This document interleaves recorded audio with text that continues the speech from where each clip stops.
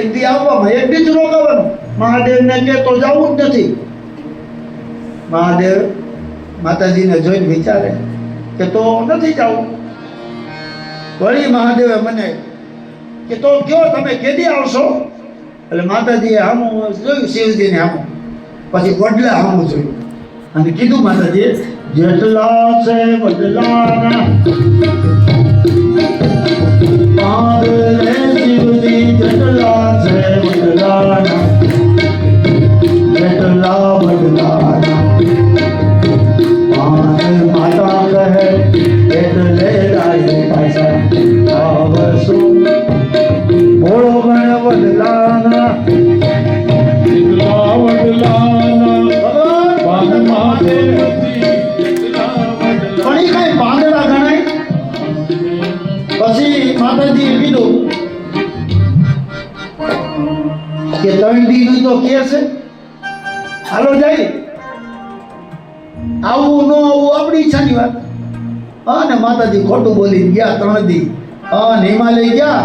અહીંયા શિવજીએ 4 મહિનાની 3 સમાધિ પૂરી કરી, તોય માતાજી નો આવ્યું. પછી ભગવાન જાગ્યા ને એટલે એને કીધું આ તો ખોટું બોલી ગયા, બનાવટ કરી દીધી મારી, હાલો તેડવા જવા દો. બીજો તો કઈ રસ્તો હતો નહીં. હવે શિવજી હિમાલય પાછા તેડવા જાય છે માતાજીને. પણ હિમાલયના પાદરમાં જ્યારે આવ્યા, જાણ લઈ ગયા ને ત્યારે કેટલું માણા હમૈયામાં હતું. આજ કાળો કાકડો નથી, તે જમાઈ જૂના થઈ ગયા. અને હિમાલયના પાદરમાં આવી અને ભગવાન ઉભા રહી ગયા.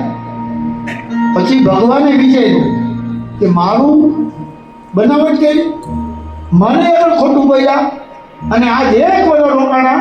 આજ મારે એની પરીક્ષા, મારે એની બનાવટ કરવી છે. એટલે શિવજી શું કર્યું?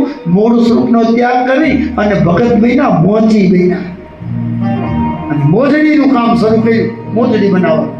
અને દુકાન એવી જગ્યાએ કરી કે હિમાલયનું માણસ આવતું જતું હોય ને એવા રોડ ઉપર એક ઝૂંપડી બનાવી અને ભગવાન 4 જોડી મોજડી બનાવી દો. ભગત ભગત થવા માંડી હિમાલય.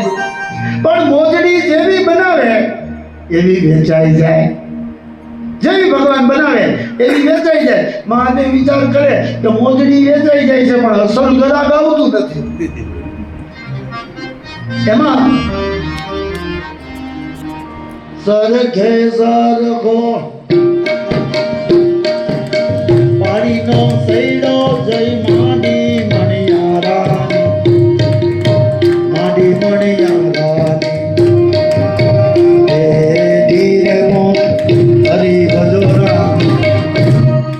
પાર્વતીને કોઈએ જઈને કીધું કે પાર્વતી, આપણા ગામને પાદર એક ભગત આવ્યા છે અને હું મોજડી બનાવે છે, હાલ.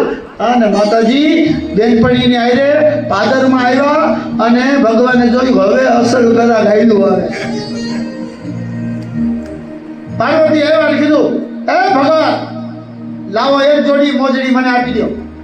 ભગવાને કીધું, મોજડી નથી તારા,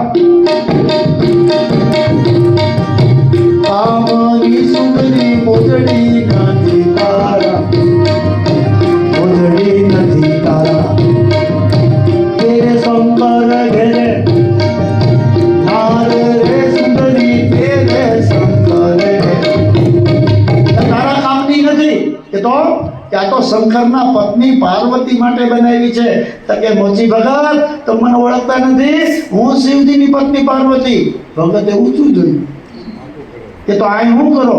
અરે કે નિહામણે શું? 1 વર્ષ થઈ ગયું, હજી તેડવા આવ્યા નથી.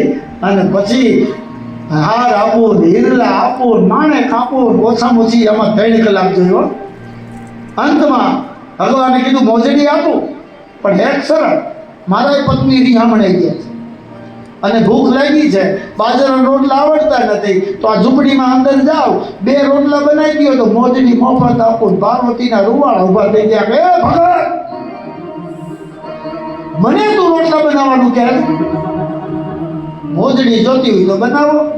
એમાં બેનપણી બાજુમાં ઊભી હતી ને, એને આમ થોડો માર્યો કે ધબેડી નાખીને આ ક્યાં કોઈ જોવે. આ ધબેડી નાખી આપણા કાઠિયાવાડની ભાષા તો. એમાં અમારે બોમ્બેમાં બોરીવલીમાં શિવકુંજ હવેલી, શ્યામકુંજ હવેલી ને કથા તો હું બરોબર આ પ્રસંગમાં બોલ્યો ધબેડી થાય તો બે ત્રણ જણા મને પૂછવા આવ્યા મને કે ધબેડી નાખે એટલે શું